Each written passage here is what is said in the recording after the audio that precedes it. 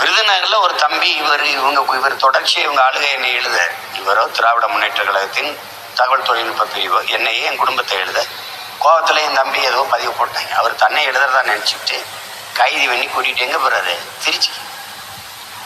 மதுரைக்கார தம்பி அவன் சென்னையில இருந்து ஒரு பதிவை போட்டுறான், அவனை கைது பண்ணி எங்க கொண்டு வர்றாரு, திருச்சி. ஏன் அங்க காவல் நிலையம் இருக்கா இல்லையா, ஏன் இங்க விருதுநகர்ல இருக்கா இல்லையா, கொண்டு போய் கண்ணை கட்ட சொல்லிட்டு இவரே வந்து அடிச்சு இன்ன பேச்சு இல்லாத பேசி வலிக்கும் போது கருப்பா அப்படின்னு கத்தும்போது வழிதாங்க முடியாது.